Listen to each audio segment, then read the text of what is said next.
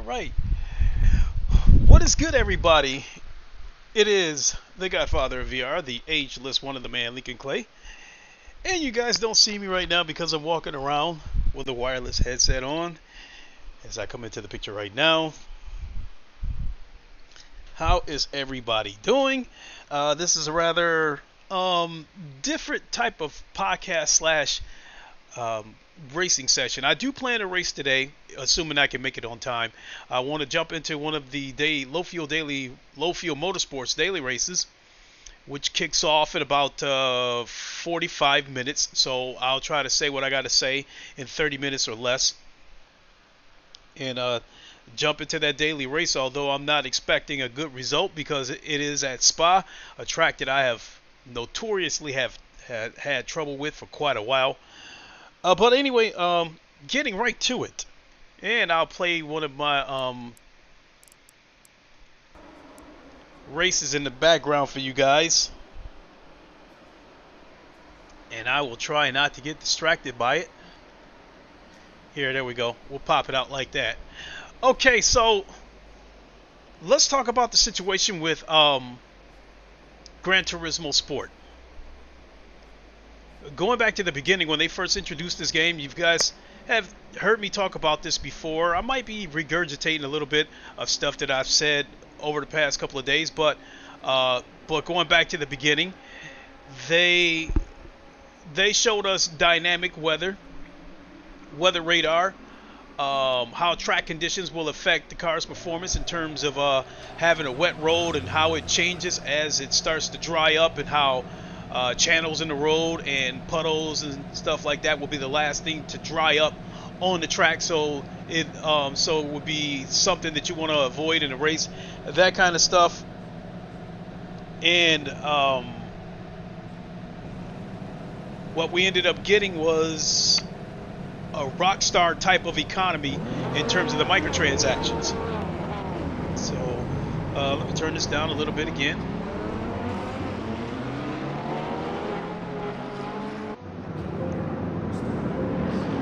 Turn this back up when it's time to get on the track.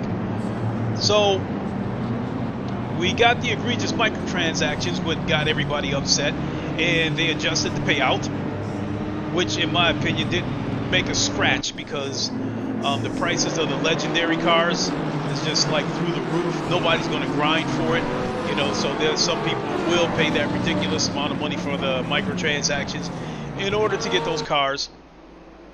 And then over the coming weeks, we had the game go down. We had the servers go down for about, I think, a day and a half.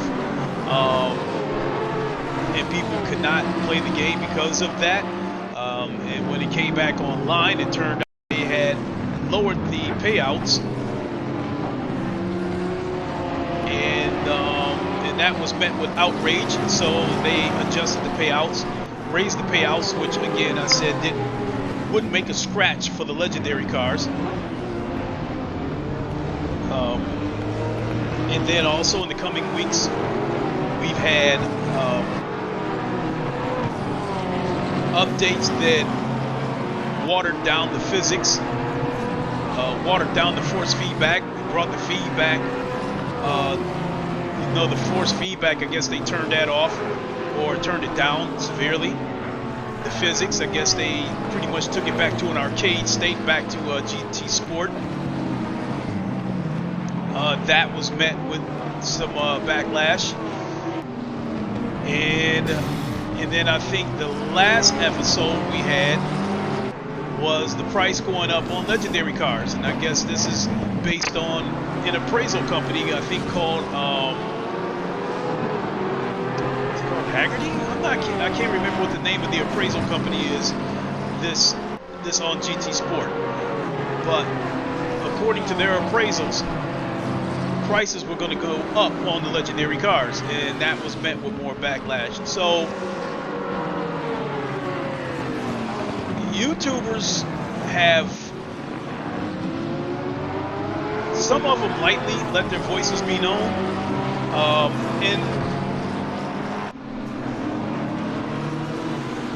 but I think some of the YouTubers they make their living off of the Gran Turismo franchise, so I think they weren't going to be too critical of the game, and don't want to sound negative because maybe that will affect subscribers and views and whatnot. But there were some YouTubers that I think were vocal about it, and in steps Z28 Gaming being one of them, and the person that I tagged in this title, Rory Alexander. And the reason I tagged him is because he took the biggest stance. In fact, I subbed to his channel today. He's been around for a while. I think he's sitting on about 48,000 subs. He just recently quit his job to go full-time with YouTube. And I think the biggest reason I hadn't subbed to his channel up until today was because most of his content was GT7. And I just don't have the taste for GT7 right now. So people who stream exclusively GT7, I'm not going to tend to watch too much of their content. But today, and I'll get around to why, but today he streamed ACC that got my attention. And so I subbed to him today, but I'll come back around to that. So yeah, he took the biggest stance, and he put out a video explaining what he thought was the problems with GT7, along with the stuff that I mentioned.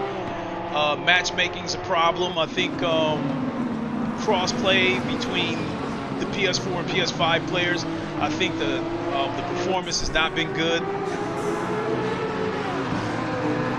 amongst other things. So in the video, he also I think he also criticized Polyphony Digital's lack of transparency, lack of communication with the community, and he offered to be their community manager for free. And he even took it a step further. You know what? Let me make sure I can be heard before I continue to blab. So it's like Polyphony Digital's lack of transparency, lack of communication with the community, and he offered to be their community manager. Okay, yeah, I can be heard, but I do think I need to turn this down just a little bit more. All right. Okay, we're back. So again, Rory Alexander offered to be Polyphony Digital's community manager for free, and he even took it a step further, and he personally wrote a letter to Kazunori Yamauchi, director over at Polyphony Digital, and to no one's surprise, he got no response. I personally think that was the best thing that could have happened, that they did not respond to him. Because if they would have taken him up on the offer for him to be a community manager, they would have silenced him. I think the only time he would have been allowed to talk is whenever he was, whenever he would have been told to damage control. Whenever people get upset about microtransactions or some kind of update they put into the game, he'll be the one stepping out and having the damage control while it was done, and have to find some way to justify why it was done. So in my opinion, the Polyphony Digital not taking him up, not responding to him, was the best thing that happened. So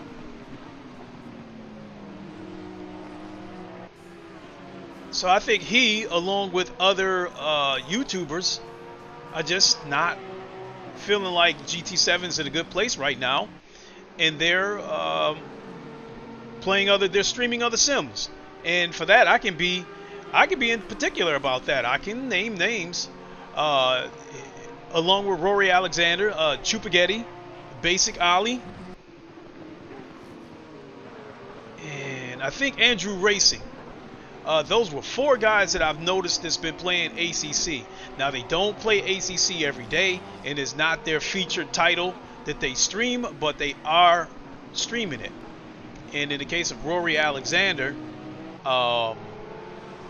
I think what I saw with his stream this morning while I was at work was nothing short of amazing, because I think the community came together and showed him tremendous amount of support. When I tuned into his stream this morning, he had close to 800 people watching. Super chats were flying in left and right. The likes were coming in left and right. I think he got about 1,500 likes for the stream. And I think that, in my opinion, the way I saw that was, I felt like that was the community coming together, showing their appreciation that he stood up and let it be known how he felt about the game. Even if it jeopardized, you know, subs and views for his channel. So that prompted me to sub to his channel, and you know, hats off to him for taking that stance. You see, we got about it's 4:36. This is moving along a lot faster than I thought. So about 10 more minutes, we'll wrap this up, and then we'll switch gears. I'll put on the VR headset, and we will get on the track. So, how did we arrive at this point with Polyphony Digital? When the game was first announced, I already knew that I was not going to take the game that serious, because I already knew that the game was going to be catered to casuals. So my biggest excitement for the game, as you guys have heard me say on multiple occasions, was for PSVR 2 on GT7. I just simply wanted to race and interact with the PlayStation, you know, GT7 community, and see how they felt about GT7 with VR support. So it wasn't a game that was going to be my go-to sim. It was just going to be another sim in my library with VR support. And hey, to put it in simple terms, whenever I felt like hanging out with the PlayStation community, that would be the game that I would play. But the egregiousness of this game, I just like totally lost taste in it. And again, as I was saying, when this game was first announced, I already had a feeling that the game was going to be catered to casuals. I just didn't think that they were going to pull the bait and switch about it. Because I do feel that this game, in its current state, I feel like this game is a scheme, and I feel like they pulled the bait and switch. Again, you know, they announced stuff that satisfied the hardcore. New physics, again, the dynamic weather, the weather radar, moisture on the track, all that stuff. All the kind of stuff that hardcore sim racers want to hear. And we haven't even really seen that stuff implemented in daily races. We haven't seen any daily races with rain. Some of the backlash that was met, people wanted endurance races like you would see on ACC. They've promised that. We haven't really seen it. The most you'll get is with the daily C races. It might end up being like a 12-lap race. But that's about it. Nothing more than that. So all these adjustments that they made to the game, in my opinion, to cater to casuals, they've dumbed down the force feedback. They had dumbed down the physics, increased the payouts, even though it didn't. To me, it doesn't make a dent. I think these were all moves to cater to the casuals. And I think in GT7's current state, they will never put this game back to the way it was when it first launched in order to cater to the hardcore, because now that I really stop and think about it, I think this was the plan right from the get-go. If you introduce a game and you make it clear that you're trying to cater to the casuals with this game, you're going to lose the hardcore audience. They're going to migrate over to ACC or iRacing or Race Room or Automobilista 2. You make all these promises to the hardcore about the physics and that kind of stuff, and you got them sucked in. But when you stop and think about it, the hardcore, they were not going to get any microtransaction money off of the hardcore because they're racers. They're not car collectors. These microtransactions are aimed at the casuals, and they're aimed at the car collectors, and they're aimed at people who don't want to grind. They're not going to get microtransaction money off of the hardcore because they're racers, not car collectors. They're interested in racing and not collecting cars. So in my opinion, I think Polyphony Digital lied and presented the physics, the dynamic weather, and all that stuff to draw the casuals in, and then they pulled the bait and switch once they got them in. They got your money. The hardcore, they got your money. They knew you weren't going to get your money off of the microtransactions, but by showing you the dynamic weather in the physics, hardcore physics, they sucked you in. They sucked me in too. They got my money. And they pretty much know they're not going to get anything off of the hardcore other than the cost of the game, because they're not going to pay for microtransactions. So to me, the object of this game is not to deliver the granddaddy of all Gran Turismo games, because this is the most well-known franchise when it comes to racing games. Making this the best sim out there and continuing the legacy of a great franchise was never the plan of this game. It was the microtransactions. That was the plan right from the start, was to suck everybody in and get the casuals and the car collectors for the microtransactions. I think that was the plan right from the start.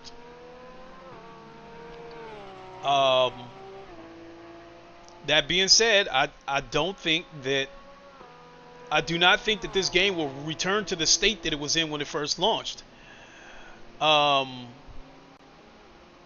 when this game first launched, as far as the physics goes, I don't think the physics were quite what ACC is, but the physics were definitely better than GT Sport. Now we're back to that GT Sport stuff. And I haven't played this game in about 2 weeks because feeling like GT7 is basically a scheme. I've just lost my taste for it. ACC, on the other hand, this is a game that brings together the best of the best. I think the best sim racers out there, even the ones who built their channel on GT7, at some point they get tempted to try ACC and want to put their skills up against the best racers in the world on this game. But lately, again, now we're starting to see big streamers incorporate ACC into their what's the word I want to look for? Their content. We'll just use that simple word there. And again, like in the case of Basic Ali, he even made a community post saying that he just isn't motivated to play GT7 in his current state right now. So he's been playing a lot of iRacing. Chupagetti, I know he's still, naturally, he's still doing GT7 streams, but now he does a ACC stream every Tuesday. And then the interesting thing about him is, I'm wondering if he's going to do more ACC streams, because he just partnered up with Moza Racing, and they sent him a GS wheel and an R9 wheelbase, and that's PC hardware. So it makes me wonder if he's going to be doing more ACC streams. And then again, we have Rory Alexander. I think as far as ACC goes, yeah, he's still going to do GT7 streams. He's already said that. But I think as far as ACC stream goes, he's here to stay. I mean, the overwhelming support that he got, to me, was incredible. And I think it shows just how much the sim racing community will come together when there's a situation Even take Mike of Sim Racing 604 for example. His channel got struck down, and all the YouTubers and the sim racing community came together to help him get his channel back. So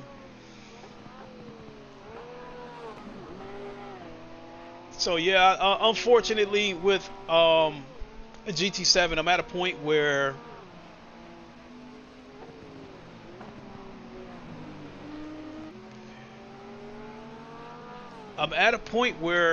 I'm leaning towards saying that when PSVR 2 comes out, if it doesn't blow my socks off, I could just go ahead and sell my PS5 along with the PSVR 2 headset and just go 100% exclusive PC.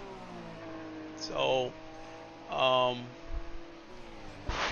well, yeah, that's really unfortunate, because I think in the case of GT7, I unfortunately I feel like Sony and Polyphony Digital have given in to American Western greed, because I think America is the greediest country on the planet.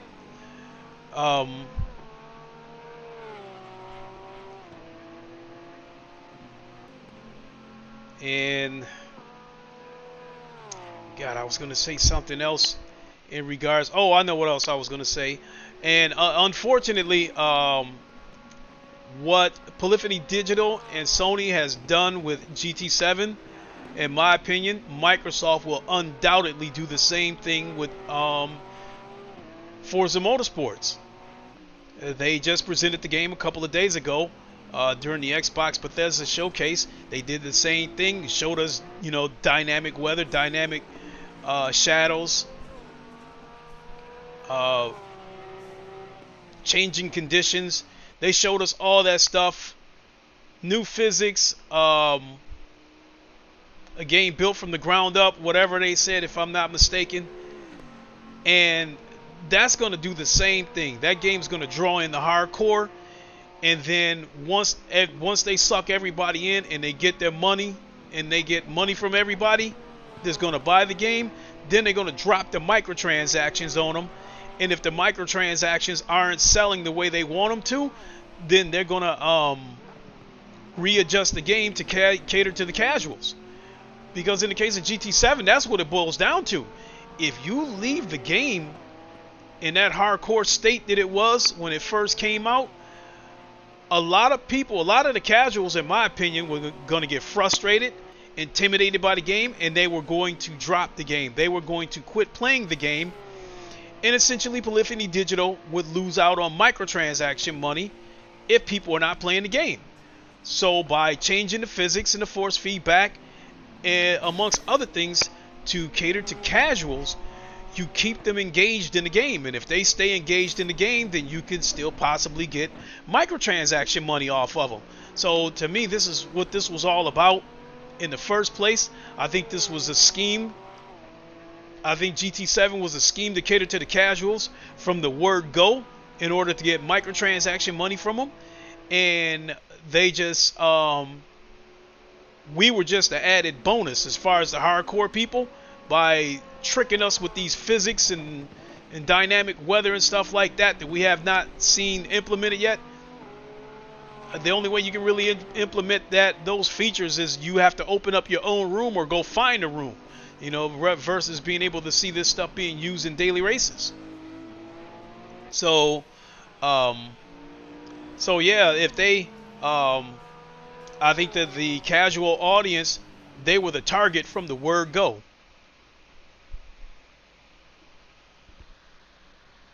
And so we got about 25 minutes before a race starts. So I think what I'm going to do is I'm going to have to get ready for the daily race.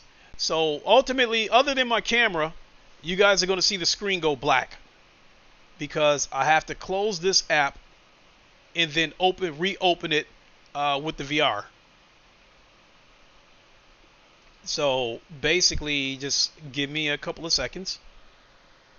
Bear with the black screen for a moment, and then we will be back. Well, I mean, I'll still be here on the camera, and then we'll be back. You know, and for starters, let's go ahead and before I forget, let's get those pedals out there.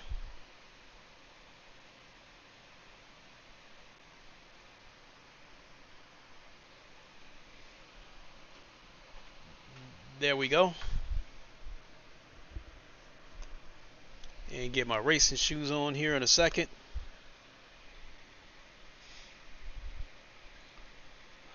Okay, folks, so let me go ahead and switch up. So just bear with me for a second.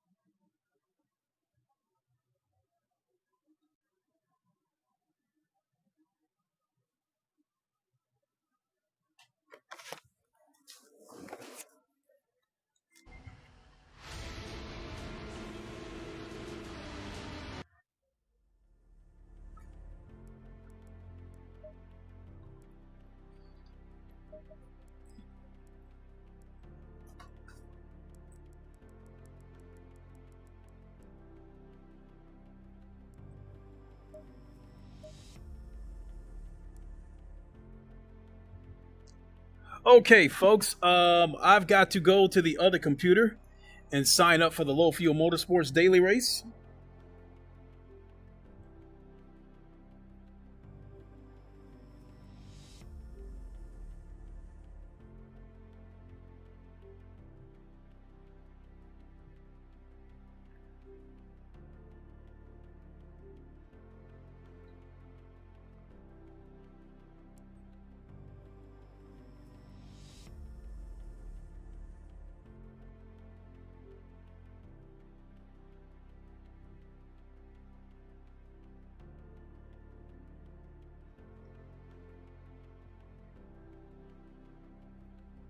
Okay, let me go sign up for the race and I will be right back.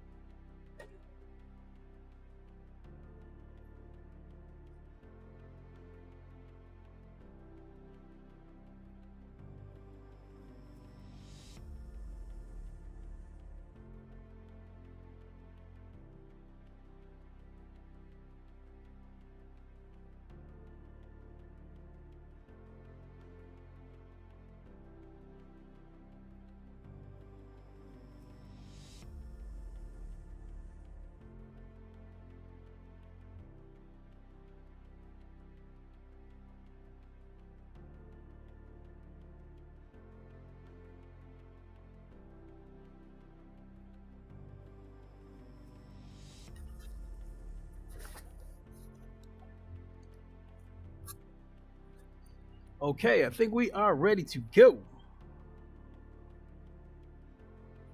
So, we're going to monkey around and do some single player laps. There it is, Spa. And my best lap is 2:22.5.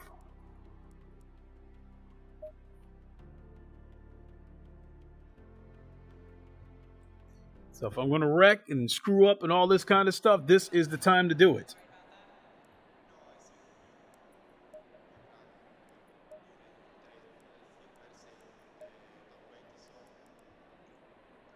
Let's see here. 5 laps, 20. So 25 should do it.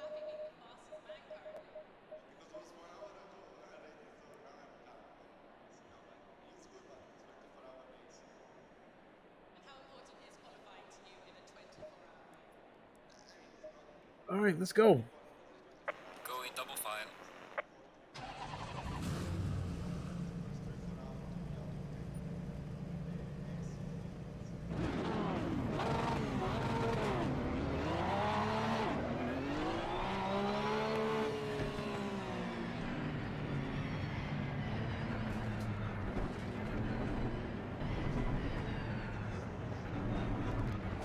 I pretty much got the AI aggression turned all the way up.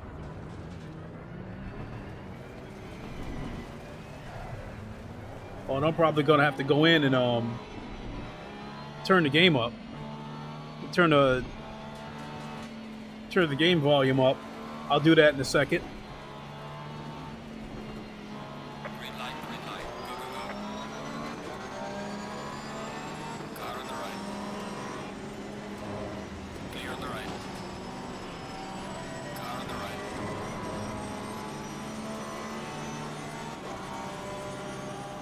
Clear on the right.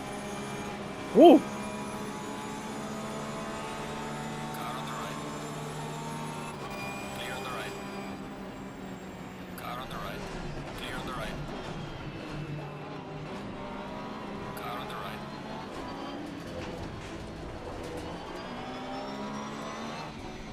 Clear on the right. Car Ooh. on the right.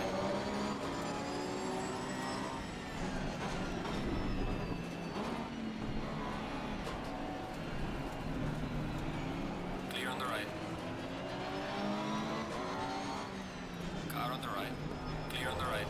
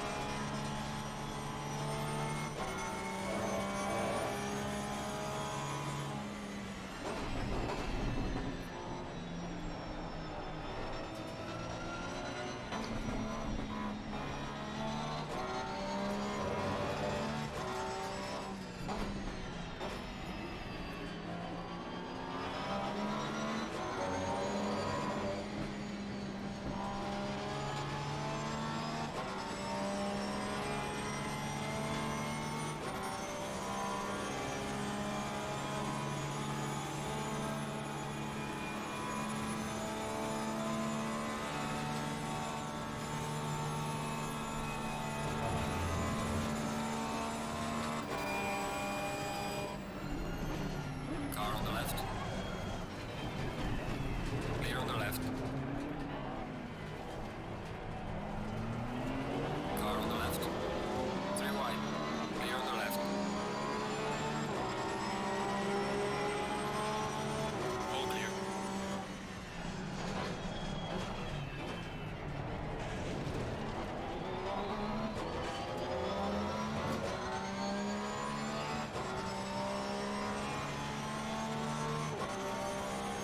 All right, here comes the fun part.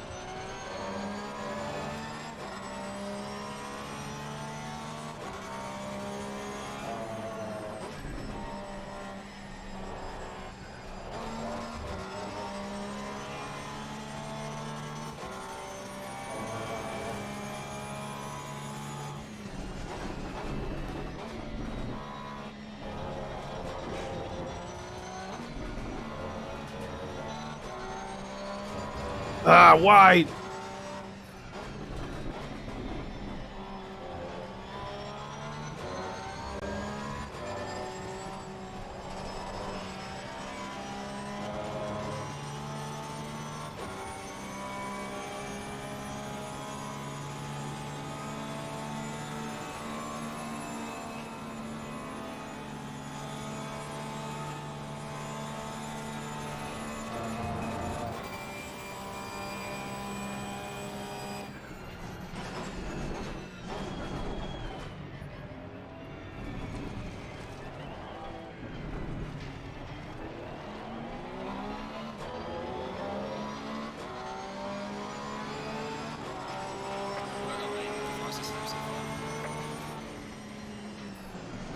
left.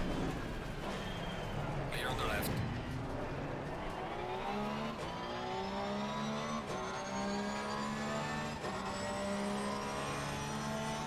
We are halfway through. Keep pushing.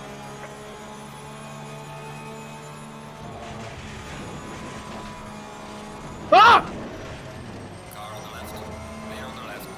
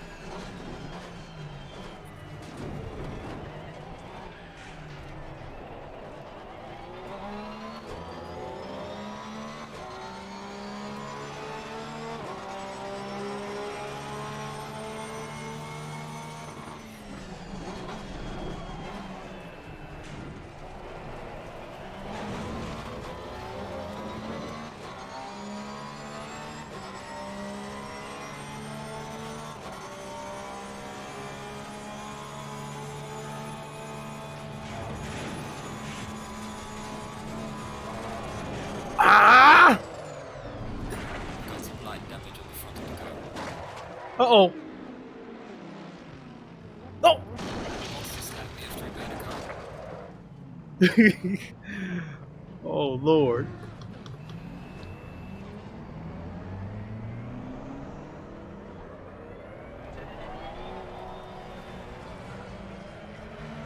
I can hear the wheel screeching. Let's see which wheel is turned.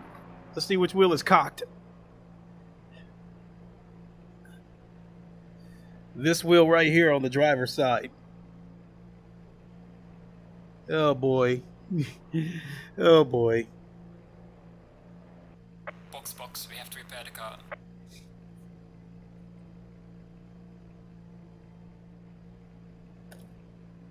Yep.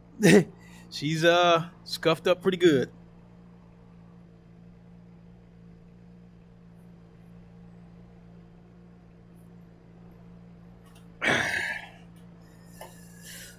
Let's head on back.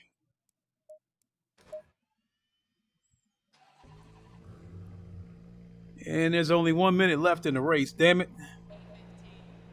Yep, that's over. This race is over. Because my controls are locked for 3 minutes, but there's only 1 minute left in the race, so it was over. So let's head into the low fuel motorsports, see if there's a practice session.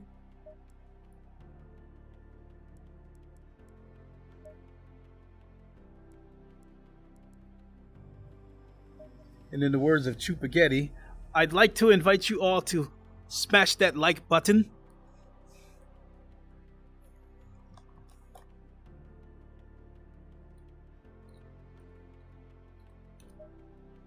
So we got 4 minutes before session starts here.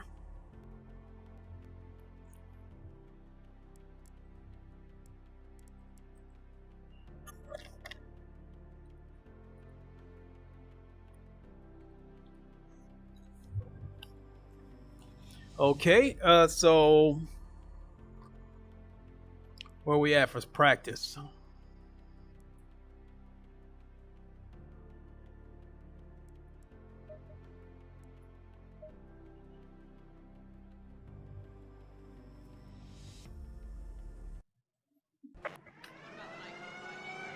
We do about 1 or 2 laps here. Look at that time, 2:17. Holy crap! That top lap, 2:17.2.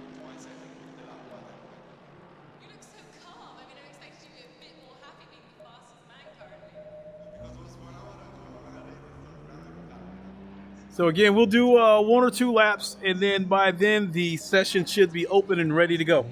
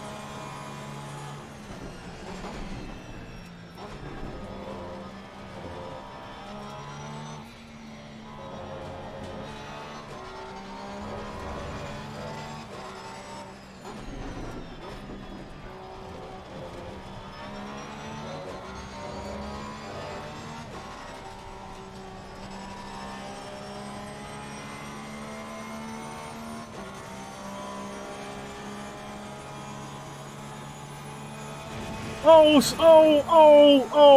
I'll respond to that comment in a second. Hold on. About GT7. GT7 mean, oh.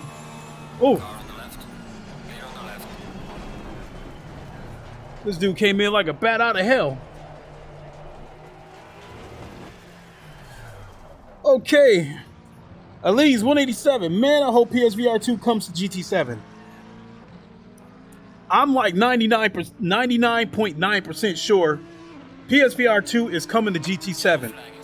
Couple of reasons. One, Polyphony Digital had already been quoted as saying that VR, improved VR was a focus on GT7 versus the VR that they had on GT Sport. Also, Sony is playing cryptic games with Microsoft. What I mean by that is, we all know how GT7 was presented. They presented it with the dynamic weather, the weather radar, the moisture on the tracks, the physics, the updated physics, and they did a deep dive into the game and showed you all that stuff. You know, had an interview with Kazunori Yamauchi a little bit. And Microsoft copied them and did the same thing with Forza Motorsports for the Xbox Bethesda game show last week. They presented Forza Motorsports the exact same way Polyphony Digital presented GT7. They talked about the updated physics, built from the ground up, the dynamic weather, the dynamic shadows, talking with a couple of the devs that presented the game. The very next day, I should be looking this way. The very next day, Sony posted a picture on Twitter, and above it, it said jump in. What it was a picture of a car, inside the car from the passenger side. And I think that was their way of telling everybody that VR is coming to GT7. I think it was a cryptic message. So I'm almost certain that VR is coming to PSVR. VR is coming to GT7. And I've said this a million times. That is mainly the reason why I bought a PS5.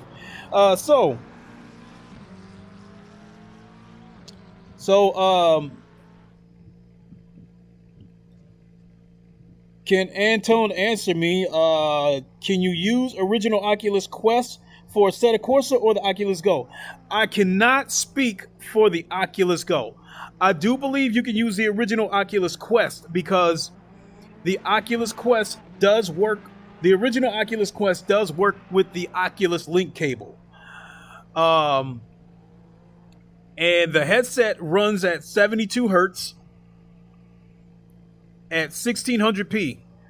In my case, I've got the resolution maxed out. I'm running this headset at 2736p. Yes, you heard that right.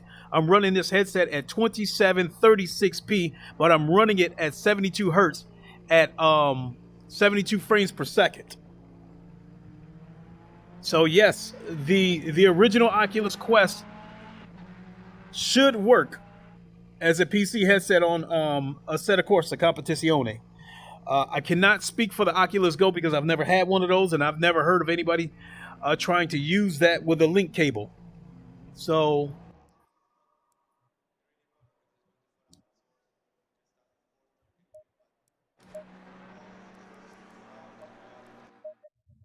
all right, so let's get back in here. We are looking for session 17852, I believe. 18572. Oh shit, there's 3 splits, and that's probably where I'm at in split 3. Nope, then there must be a 4th split.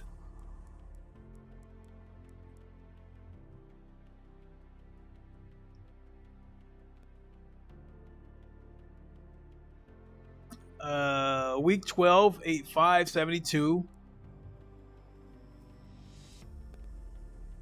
There it is, split 4. That's got to be it.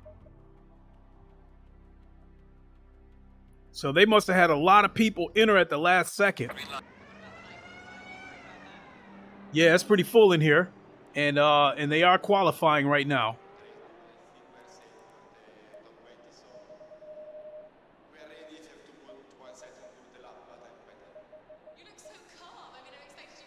Take some gas out of the car so we can reduce the weight.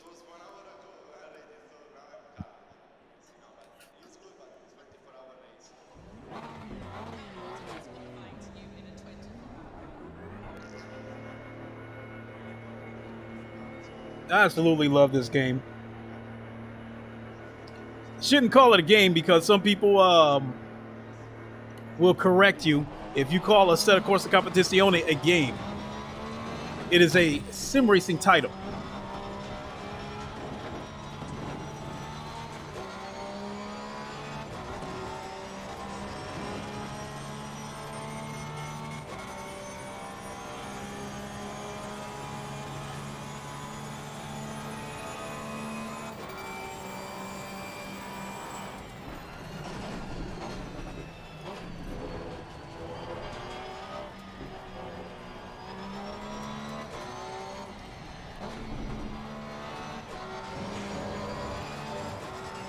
Now I may have to turn the force feedback up a little bit.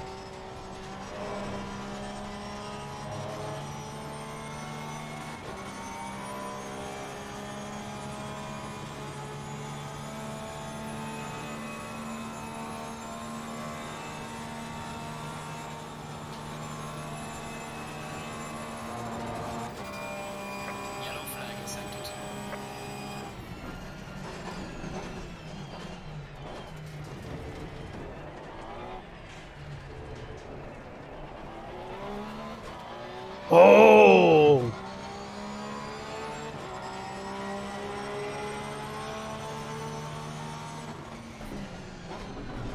Yellow flag ahead. Be careful.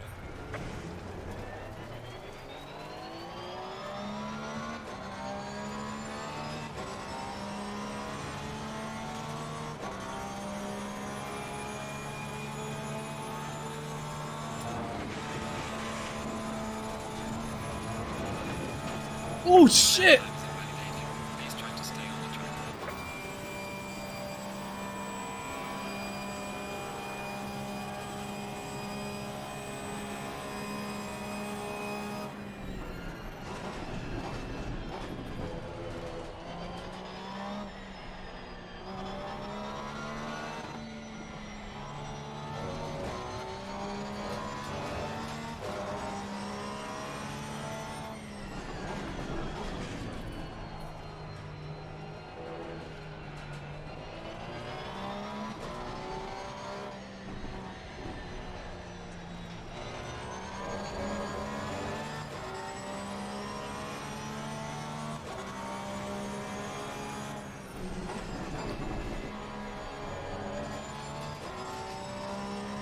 No! Some severe damage at the front. Box, we have to repair the car. Yellow flag in sector 1. Oh, crikey. Jay Wags, what's good, my guy? Let me make a couple of adjustments real quick.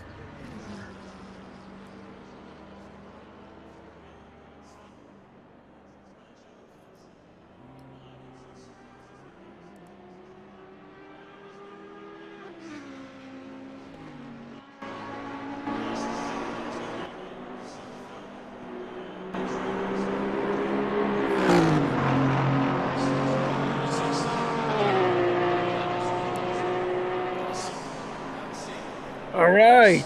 Oh, by the way, Jay Wags, congratulations on 1K. And yeah, you got to hear me say it for the 1,000th time, bro. If you would have never left the YouTube scene, I truly believe you would have been sitting on between 3,000 and 5,000 subs by now. That video you made where you set that Xbox out on the corner to be thrown in the trash, that was an instant classic.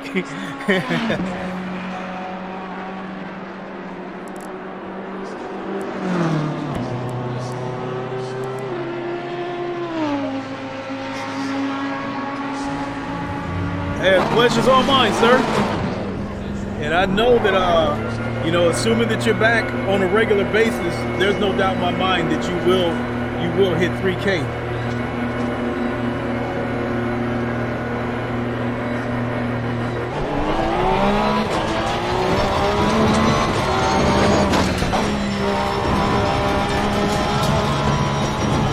Damn, it's bumpy as hell coming out of there.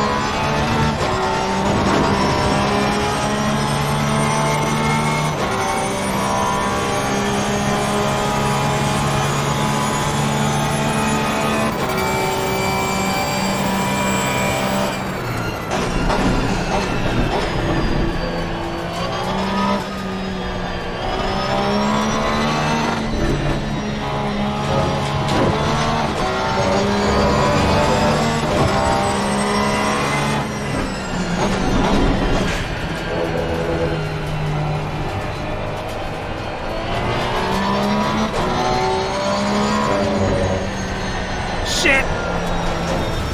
Took my eyes off the road. See, this is the outlap anyway.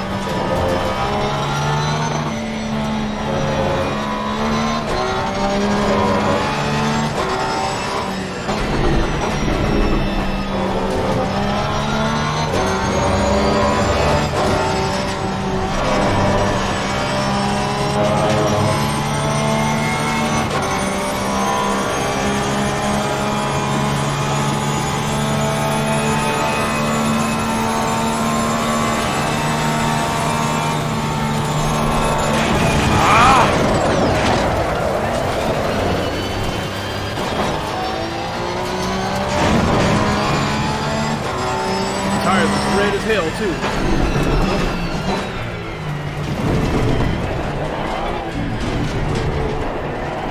I'm gonna let him go just for the simple fact that my tires are red.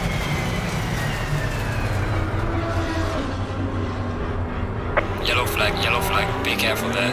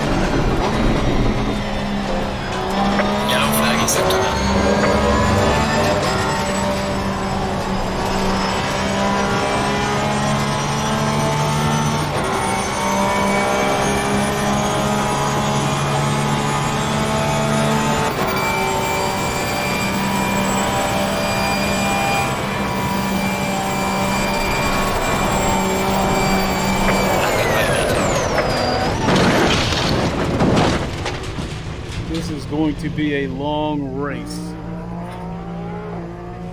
Ugh.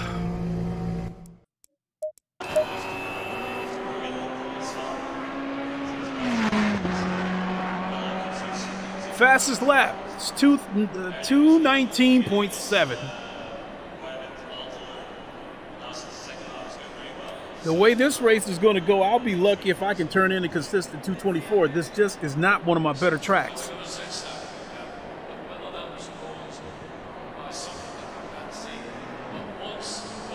I dare say this is probably my worst track. This or possibly Snetterton.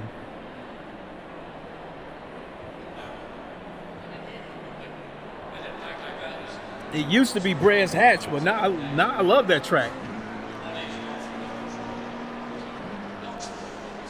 Thinking about getting into this?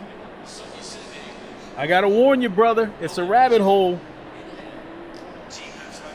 Between my two PCs and this cockpit, you heard me say it before, I've got over $8,000 into this shit. You won't have to spend that much though. You already got the PC. You won't have to spend that much.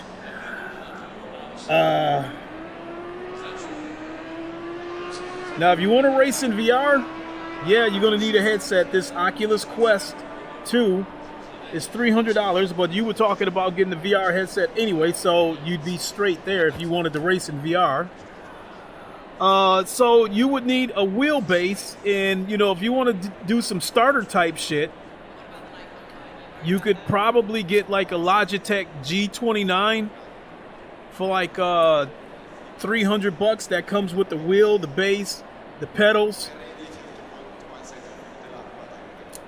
I don't know if they make the Thrustmaster TGT anymore. I think that might have been replaced with the Thrustmaster 248. That retails for $400, and I believe that puts out 6 Newton meters of torque. Same deal, you get the steering wheel, the wheelbase, and pedals. So So if you wanted to get into sim racing, you already got the PC. Yeah, and even if you don't want to race in the VR, all you would need is you know, the wheelbase and shit like that. Now, like if you go deep into this shit like I am right here, sitting in this rig and getting the kind of wheelbase I got and shit like that, yeah, now you're jumping into the thousands of dollars. I mean, this rig was $900. This wheelbase was $1,200. This steering wheel was $200.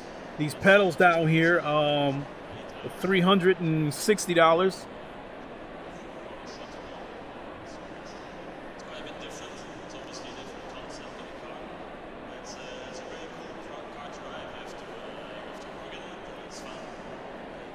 But it is so much fun, and I think when it comes to VR, 3 things make the experience incredible.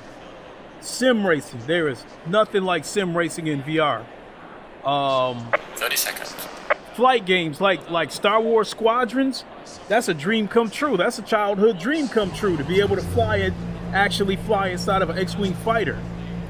And the other thing is the horror games, which you already know about from your experience with Resident Evil Biohazard. You know what, J-Wags? I just thought about something. There's a little bit of a workaround you might have to do, but you can connect the current PlayStation VR headset to your PC. I think to play PC VR games, but I'd have to look into that to find out what the limitations are.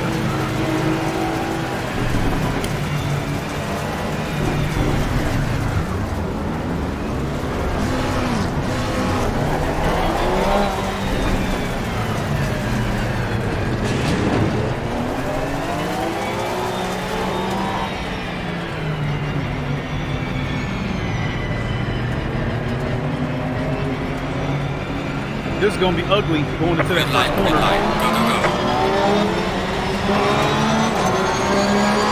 Car on the left. Clear on the left.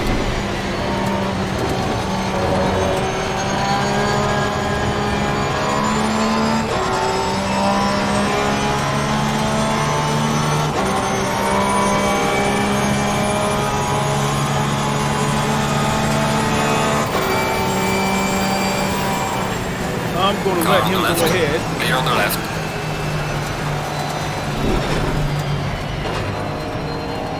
Oh, there's actually a couple more cars back there. Yellow flag, be careful there.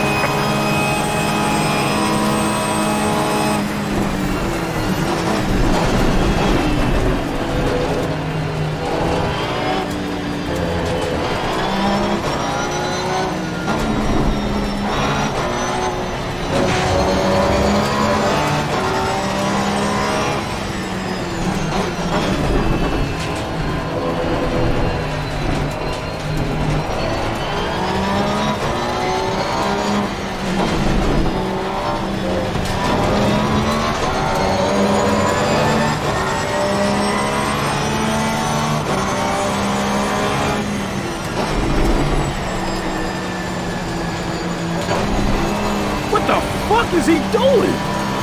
Car on the left. Clear on the left. Car on the left. Clear on the left. Car on the left. Clear on the left.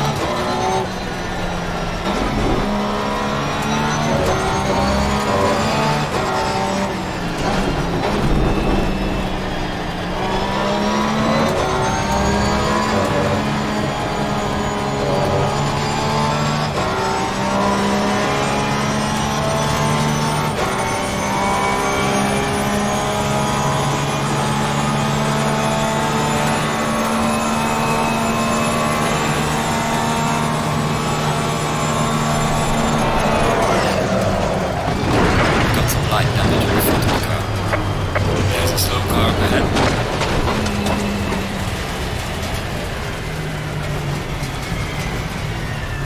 45 seconds worth of damage. I don't know if I should stay out there or not.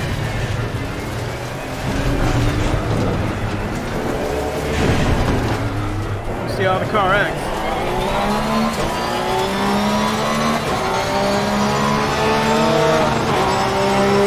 Will look like it's slightly cocked.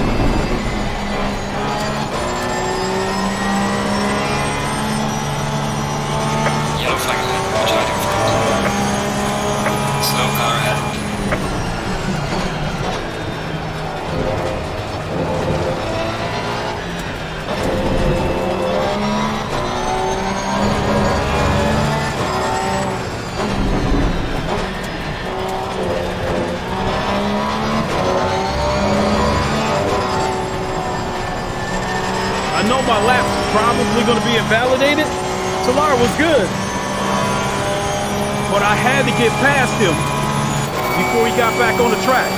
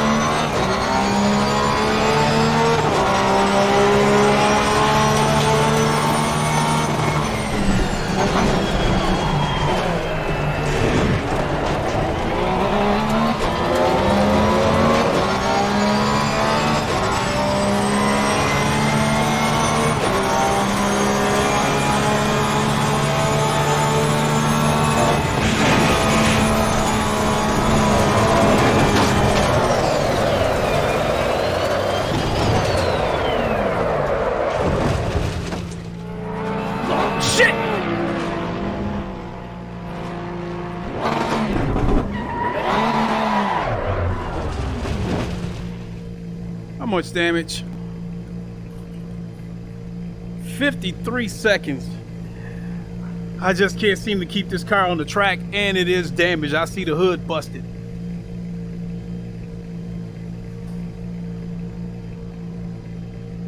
Yeah, we're taking on a little bit of damage.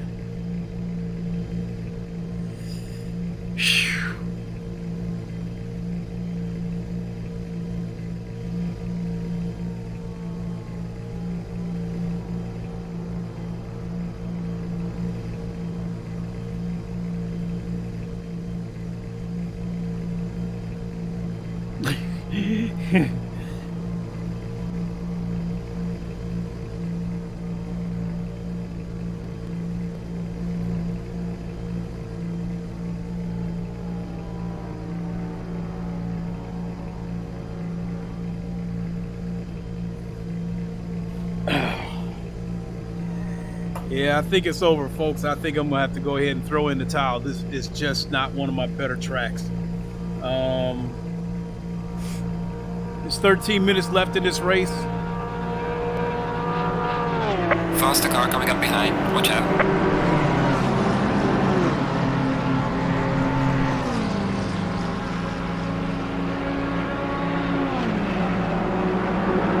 Faster car coming up behind. Watch out.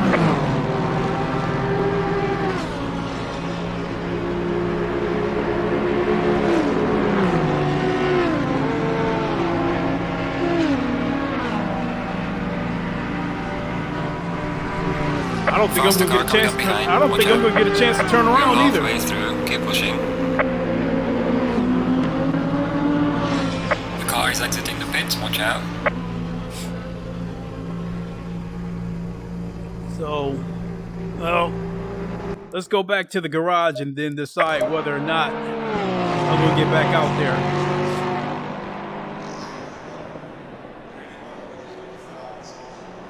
So if I end up getting a DNF for this race, it's probably going to affect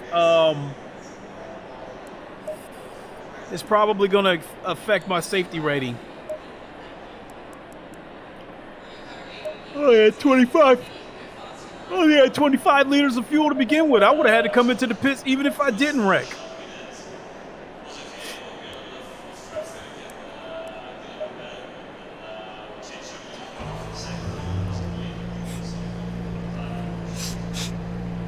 So I'm thinking about just leaving this race and going to an open lobby.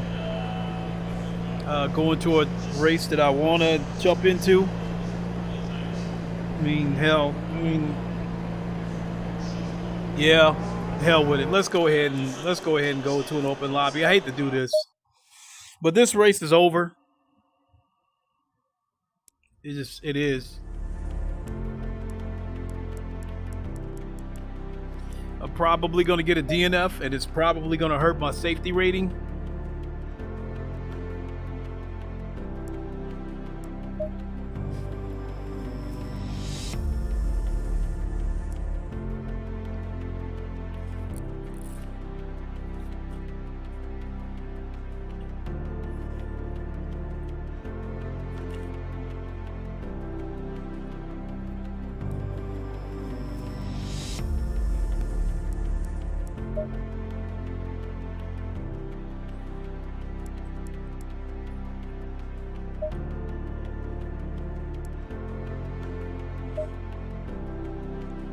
So we got a Monza. Green light. With 8 minutes of qualifying.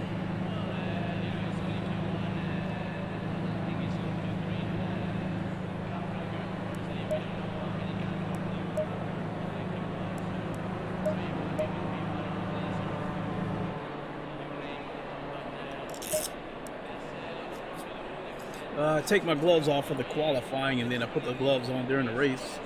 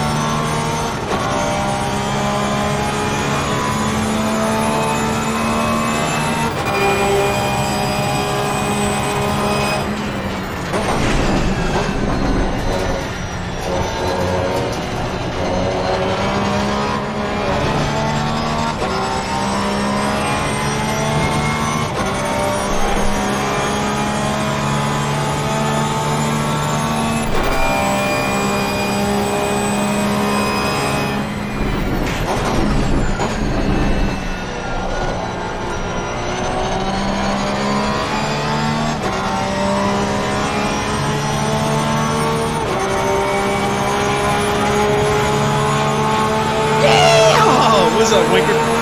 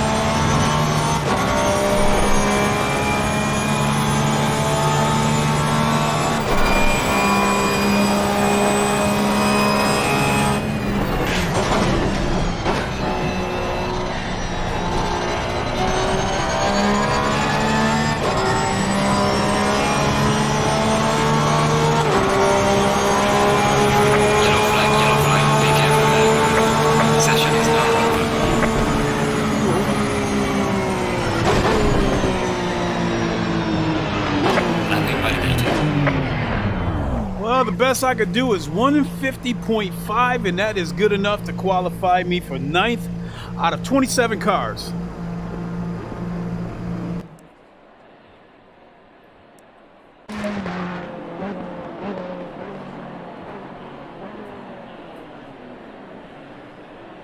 This is a...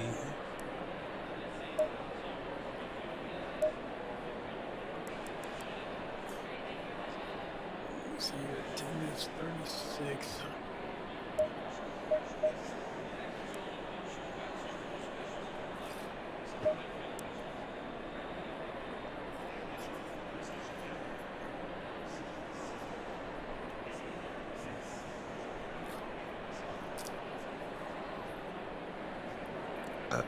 Oh, excuse me.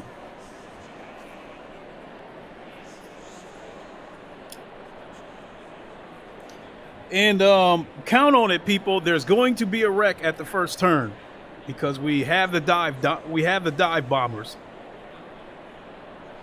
30 seconds.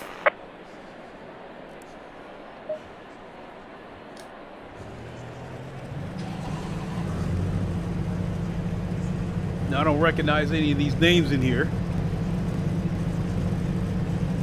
Oh, excuse me.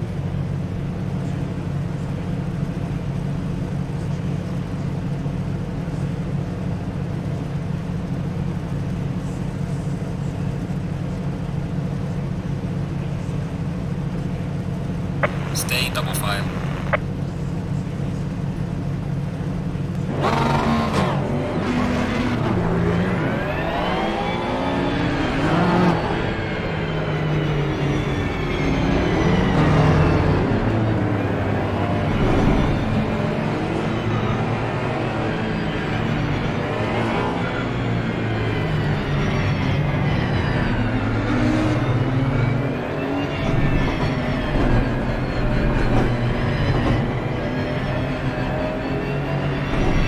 Look at the shine on that Ferrari.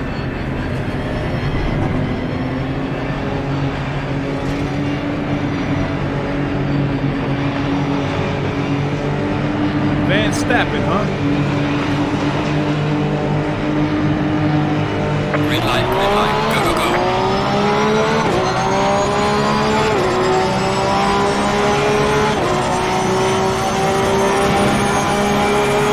Car on the right. Clear on the right. Car on the left. Clear on the left. Yellow flag in sector 3. There's a light damage on the right. Unbelievable.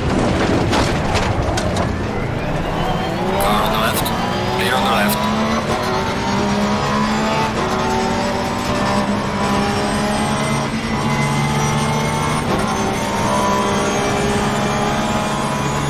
I don't know who hit me, doesn't make a difference. Car on the left. Clear on the left. Look at that nitwit.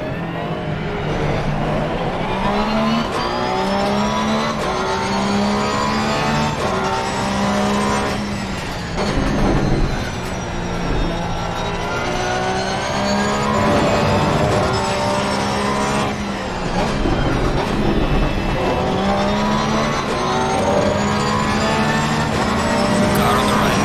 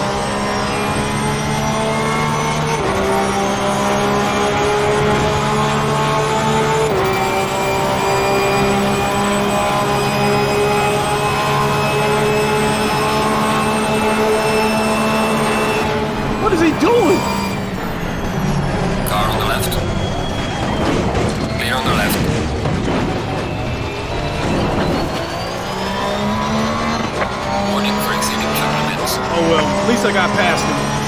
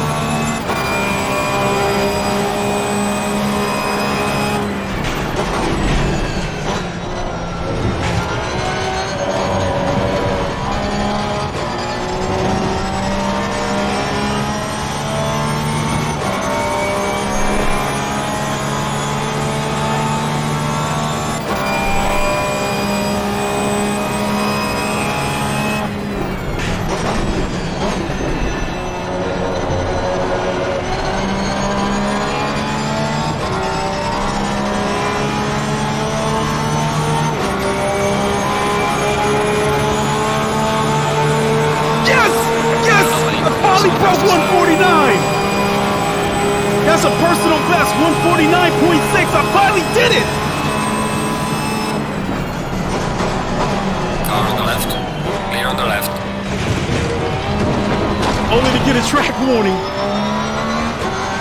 Warning for exceeding track limits. Yes, I did it. I did it. I finally broke 149 on this track. 149.6. Yes. We had a halfway mark, still a way to go.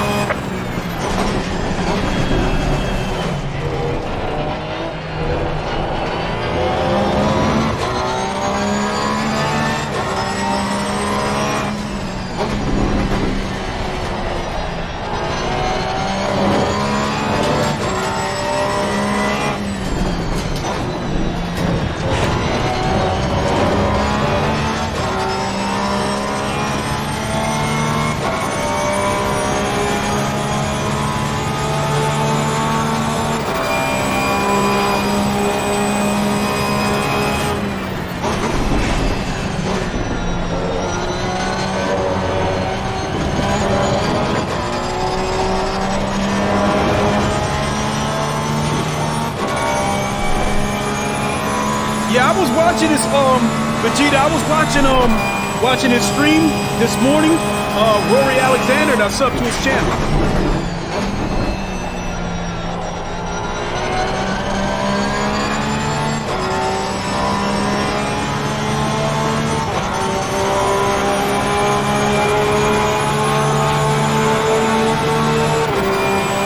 That's a 148.6, but that's an invalid lap, so I'm not going to count that.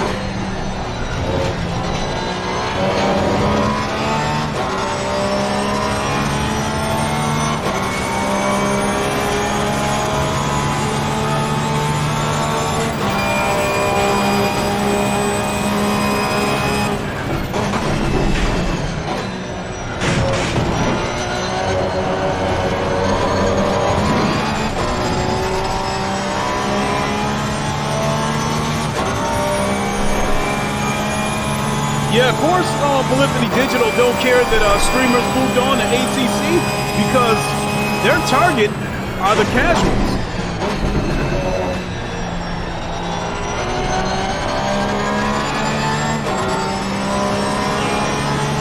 Yellow flag, be careful.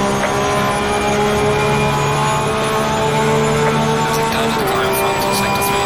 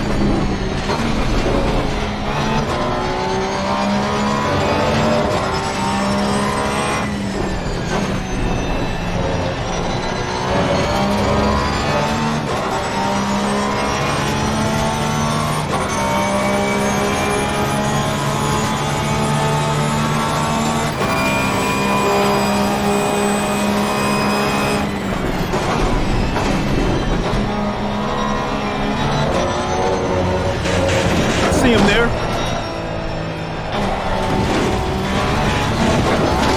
Which I think is stupid and reckless of him.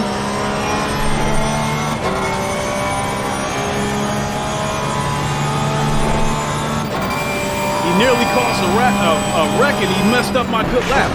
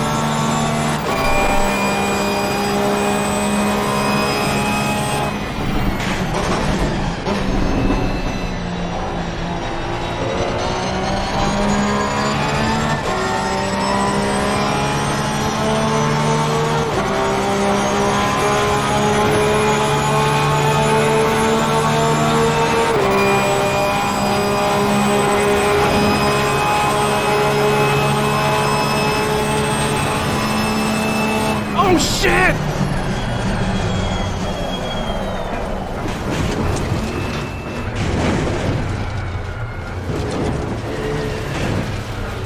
Just gonna have to eat that one.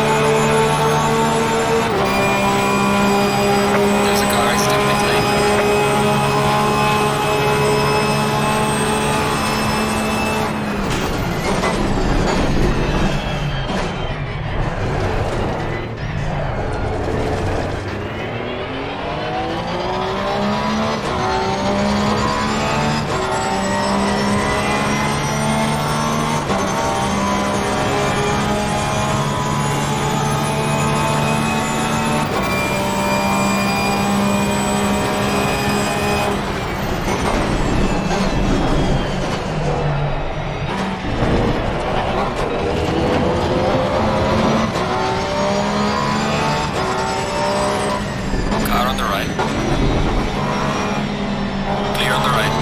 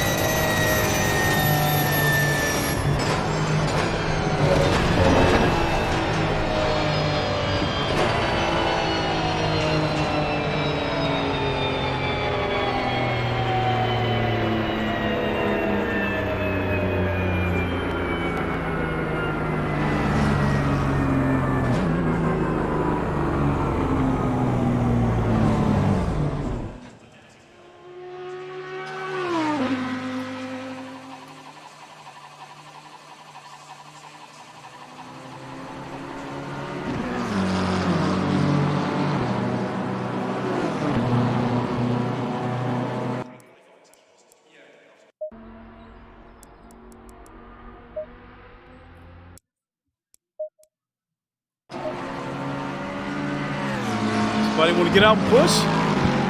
Somebody want to get out and push?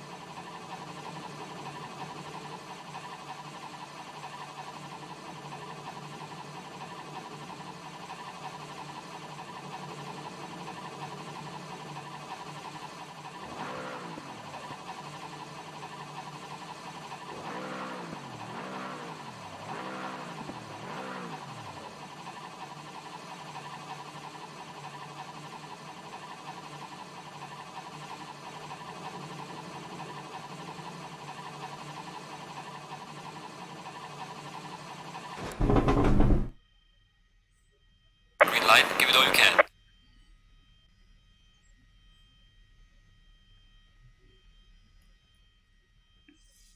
Oh, God. You have got to be kidding me. Dark Knight, I see you doing your thing, bro. You giving that Porsche hell, ain't you? If you still watching, man, I finally broke 149 on this mug after about, I swear, man, 149 on this track right here. I've been chasing that for about 2-3 years, maybe.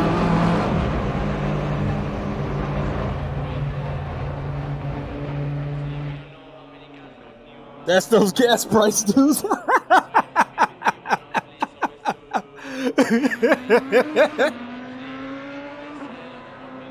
Now look.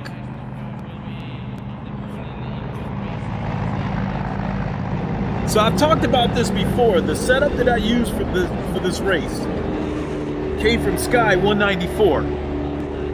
And his setup only put 40 liters of fuel in the car. So I thought I would add some more and put 2 more liters in there, and it wasn't enough. Normally I would put about 50 in there.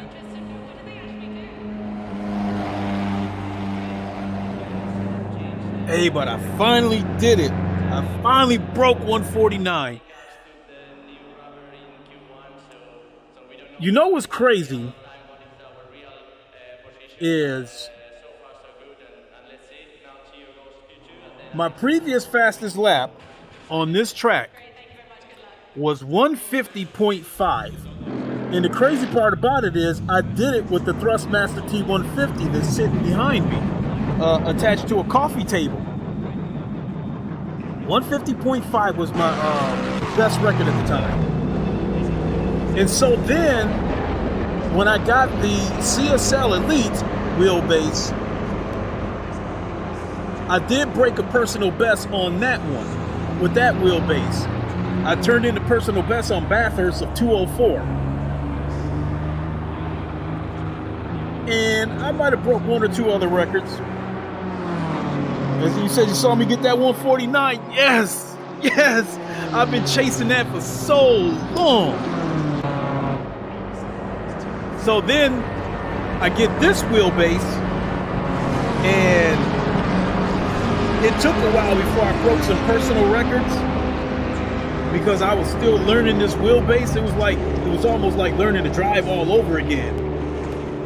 But one thing that did happen with this wheelbase, especially after I got the base shakers on here, I got more consistent because I was getting fed detailed information about the behavior of the car. I didn't have to look for the car's behavior. I would feel it from the base shakers and the wheelbase.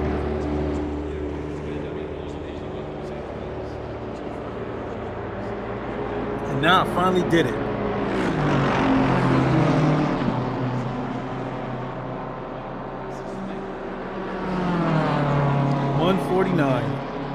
Finally did it.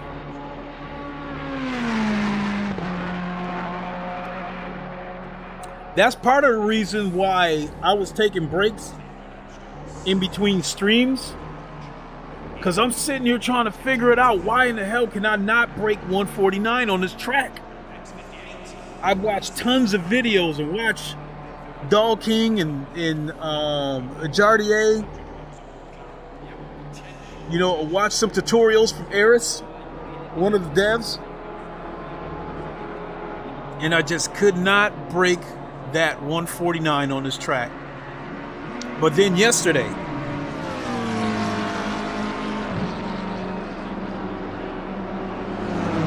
I was driving with the Lamborghini, and then I switched back to this car because this is my normal car. And everything just clicked. And I was turning in consistent 150s until a guy knocked me off the track. Now, I've gotten to the point now where I can turn in consistent 150s. If I stay focused, I hold my lines, don't get caught up in any fights with any other cars, I can turn in consistent 150s. So after yesterday, I said it's gonna happen. I'm gonna break that 149. I believed it was gonna happen, and it finally happened.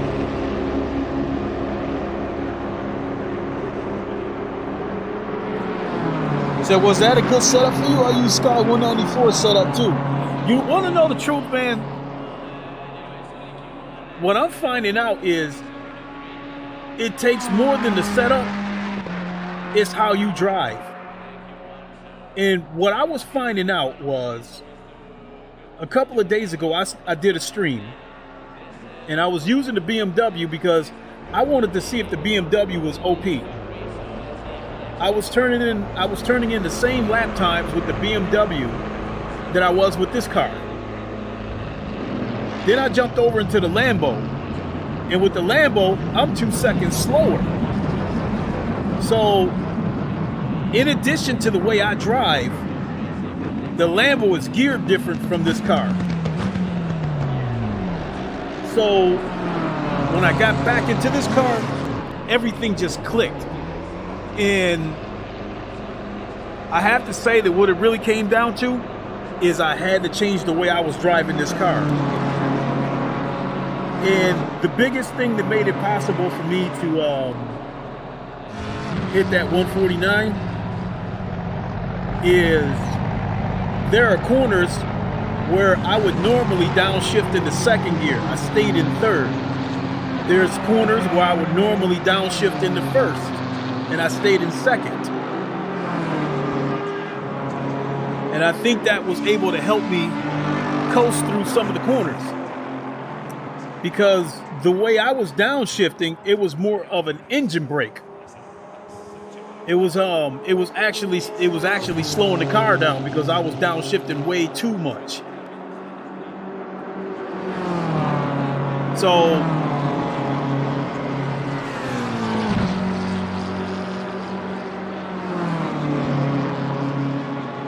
as far as saying whether Sky's setup was a good setup, I would like to say yeah.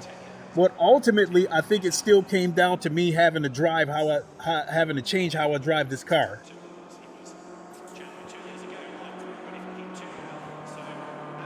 So now, where I'm at, I know I can turn in consistent 150s. The way it used to be, I could turn in consistent 152s, and if I was having a good lap, I would turn in a 151, and if I was having an out-of-body experience, I would turn in a 150. Now I'm turning in consistent 150s on this track, and I finally broke that 149. If I was turning in consistent 150, not 151s, 152s, I mean 150s, turning in 150.2, 150.3. If I keep turning in lap times like that, I think it was only a matter of time before I finally broke that 149. On this track right here, I believe consistent 149s will get you a top 5 finish, maybe even a podium finish. Right now, currently, the fastest lap out there is a 148. 1.4. So that's a little more than 1 second faster than what I did.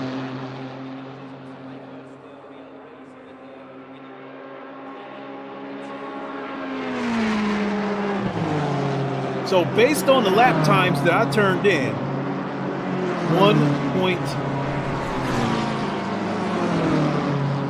1.2 seconds slower, I would qualify right now. I would qualify 7th with that 149.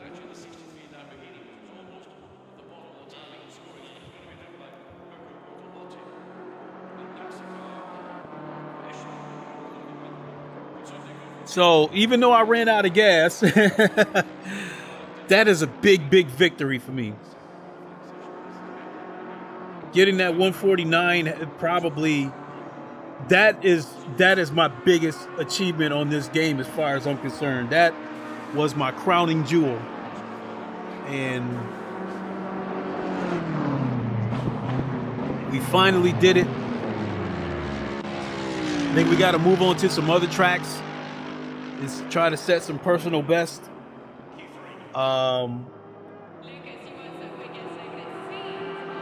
Bathurst, I'd like to get down to 203.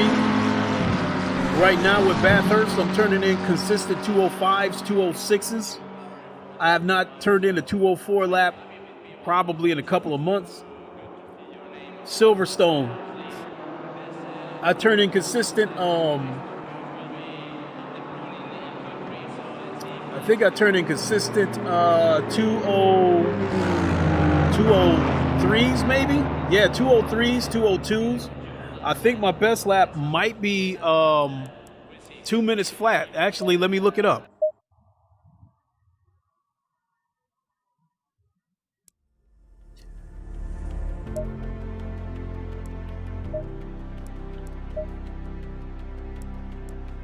Silverstone.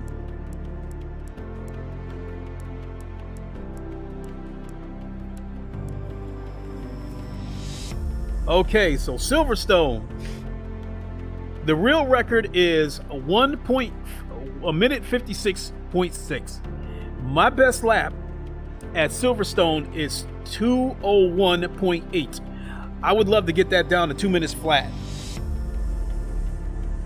He said, that's flying, Link. I can't get better than 152s on this track. Hey, Dark Knight, it took me a long time.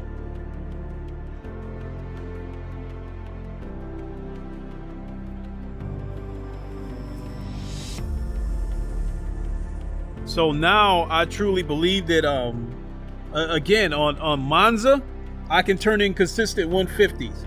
The first lap or two, I might turn in a 150, a 152 or 151. But I think once the tires get warmed and the the tires come up to temperature, I think I can turn in consistent 150s, provided I'm not fighting with any other cars, or provided nobody runs me off the road. If I can just do a clean lap unmolested, there's no doubt in my mind I could do a 150.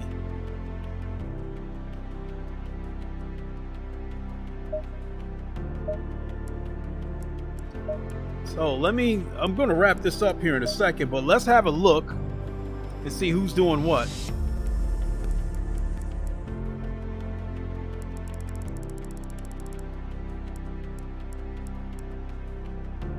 We got a Brands Hatch here. Oh, a Kyalami.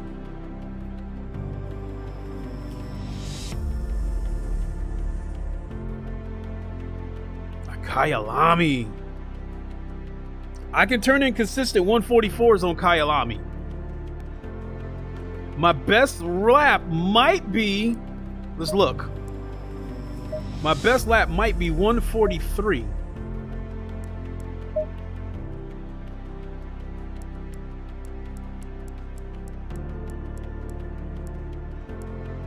Nope. My fastest registered lap is 144.3.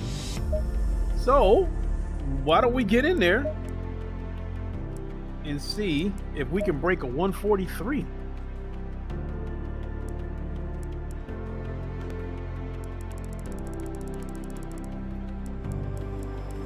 Yeah, got that Kyalami. Let's get in there. Oh shit, there's also a Barcelona too. I absolutely love Kyalami.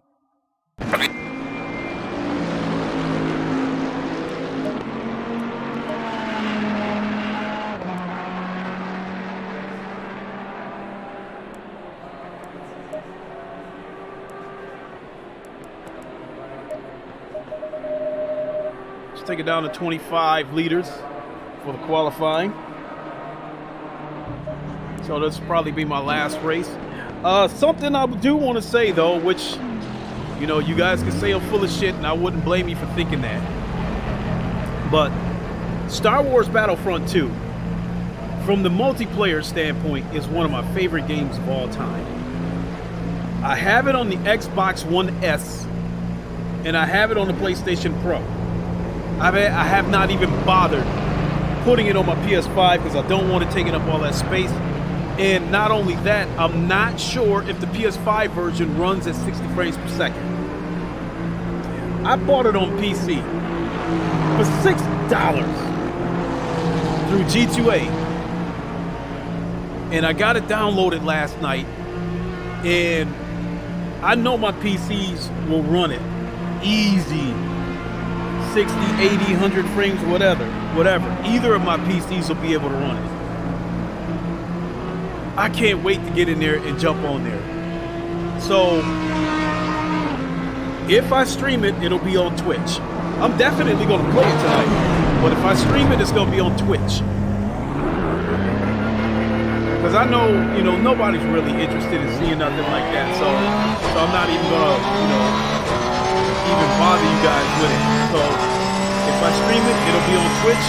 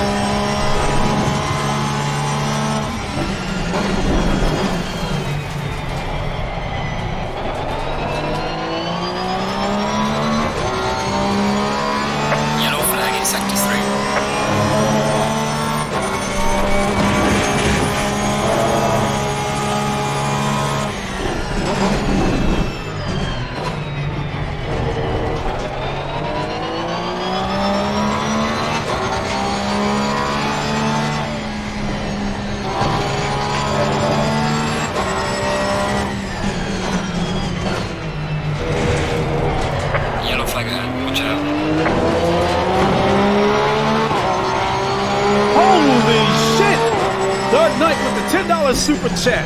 Hold on. Let me do that with my Obsidian voice. We got Dark Knight with the $10 super chat. I saw you give something to Rory earlier today, Link. So here's something for your channel or gas money, bro. Appreciate you. Thank you so much, Dark Knight. I really appreciate it. I really do. And I was at work. So I was at work when I sent that super chat to Rory.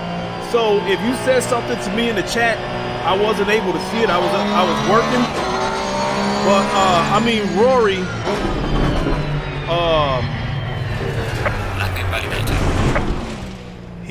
I think he took a stand.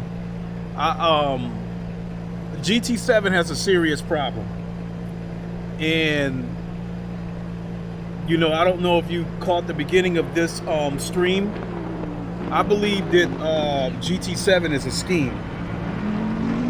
I think GT7's whole plan was to cater to casuals so they would pay for the microtransactions. when the game was first launched, they talked about the dynamic weather and the physics, the changes in condition, how certain parts of a track will stay wetter longer than other parts. All that stuff had the makings for a game that was getting ready to be a hardcore sim. And when I first played the game, I thought they had the perfect balance. I thought they had physics that were good enough that the hardcore would like them, but they weren't too tough that the casuals would get intimidated by it. But over time, they put these updates into the game and changed the physics, watered them back down to some arcade stuff. So it became obvious that Polyphony Digital is trying to cater to the casuals, because when you look at it this way, this is a hardcore game. A person who plays GT Sport with a controller in their hand like this would never be able to handle this game. They would quit. If you create such a game like that with GT7, with hardcore physics, the casuals will become frustrated, intimidated, and they will quit the game, and you will lose microtransaction money. So it became obvious that they were catering to the casuals to keep them engaged in the game so they can continue to bleed microtransaction money out of them. People like me, the hardcore racers, they knew that they weren't going to get much money out of people like me, because we're racers. We're not interested in collecting cars. We're interested in racing cars, not collecting them. So they knew that they weren't going to get microtransaction money out of us. So I think that the dynamic weather and all that stuff was to draw the hardcore people in. Once they got us ensnared in that trap, then they pulled the bait and switch and flipped the game back over for the casuals. And then for the hardcore, all we can do is piss and moan, but what can we do about it? They already got our money.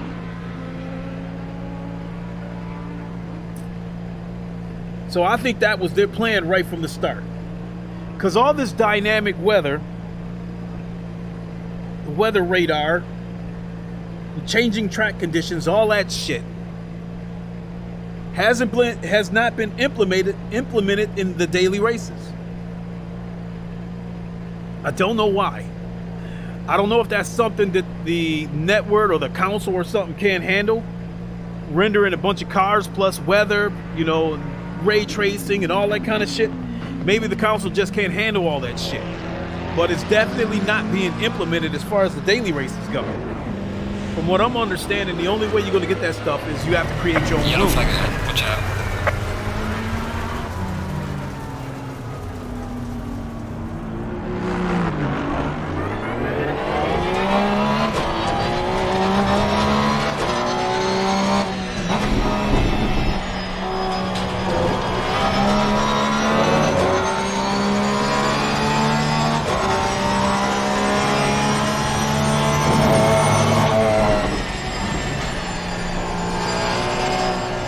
Yellow flag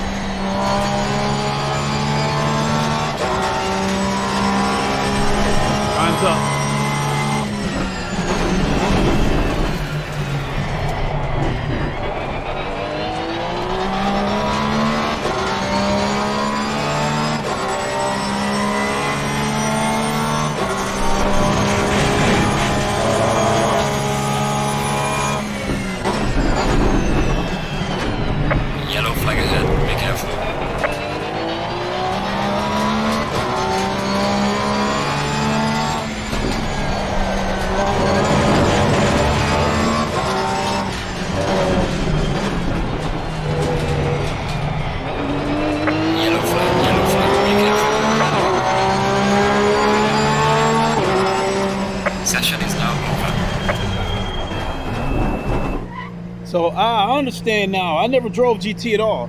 So, so that was, so to me, Polyphony Digital did not create a racing game to solidify the legacy of one of the greatest franchises in the history of gaming.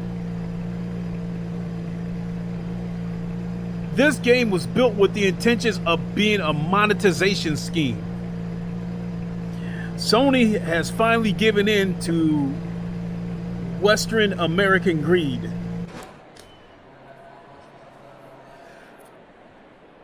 So now when somebody mentions GT7, all I can think about is the microtransactions. All I can think about is all the updates they keep putting in this game and keep playing around with it and stuff like that. And I just don't have the taste to play the game. And Rory Alexander, as I was saying at the beginning of the stream, that he took it a step further. And that's why I sent him the super chat. He offered to be their community manager for free, which I'm guessing you probably know that, Dark Knight. And Polyphony Digital did not respond. And I feel like that's a wonderful thing that they did not respond. Because if they would have taken Rory up on his offer to become community manager, they would have silenced him. They would not let him talk to anybody. The only time he would have been allowed to talk is damage control. Whenever there's backlash, then they would have sent him out to take the hit and then tell him what he can say and what he can't say. I've met community managers before, and they said they're not allowed to talk about this or that.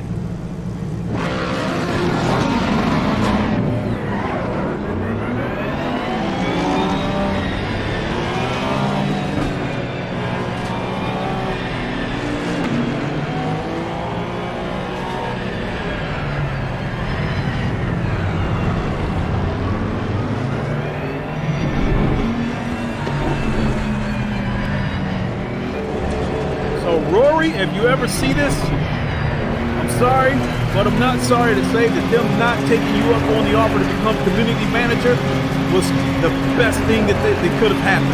Green light, go, go, go. Because they would have silenced you, and they would not have let you communicate with the community. Clear on the left.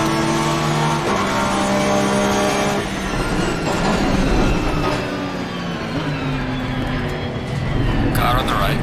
Clear on the right. Car on the left. 3 wide. All clear. Clear on the left. Car on the left. Clear on the left.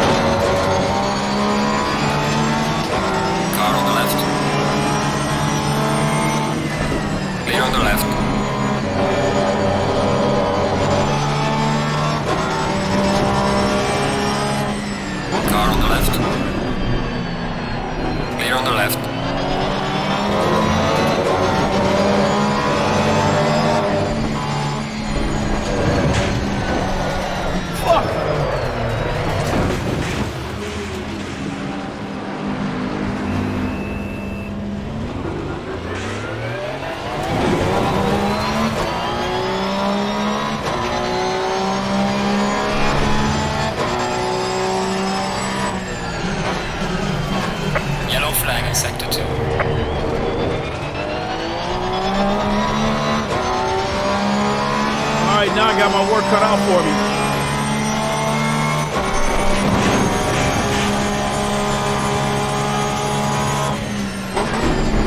Yellow flag, be careful.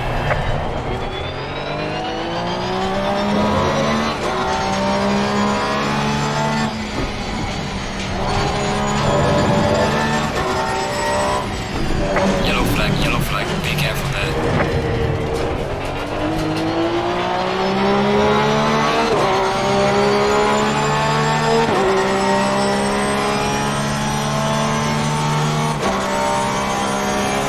As long as they keep fighting it out up there, I can catch them.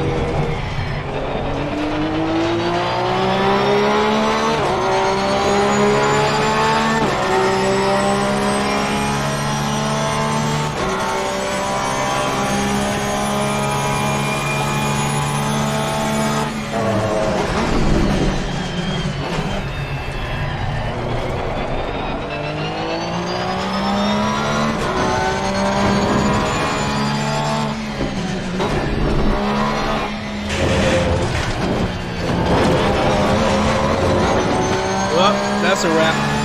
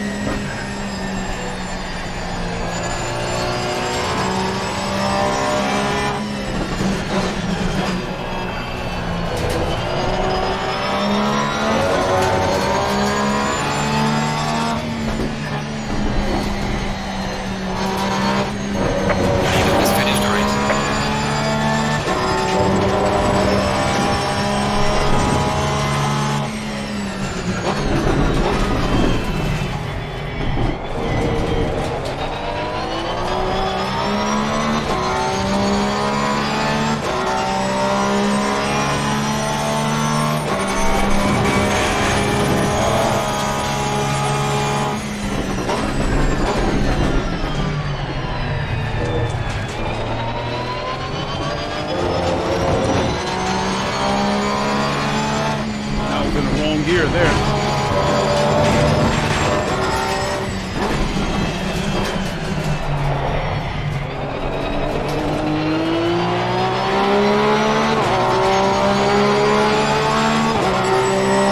Alright, mate, race is over. Alright. Good job. You did the best you could. Take it easy in the lab.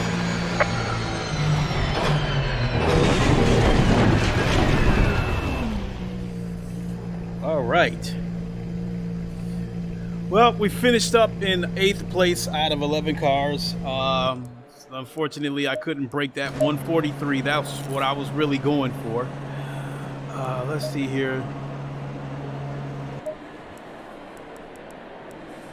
So the tires kind of got worn out evenly.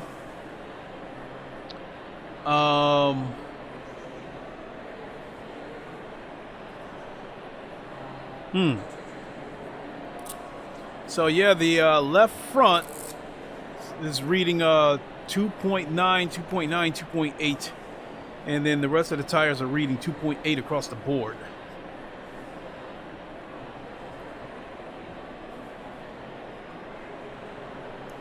Let's see here, PSI.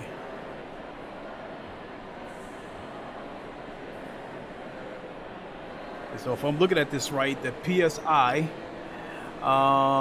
when it got hot, 26.6, 26.7, 26.7. Okay, that's weird. All right, I think that's going to do it for me. Grab a bite to eat. And I certainly want to thank everybody for watching. Dark Knight, thank you so much for the super chat. And tomorrow's Friday. Oh, I know what I'm going to do tomorrow. Or it's going to happen this weekend for certain. Although I'm not much of a flat screen gamer anymore, I still play once in a while.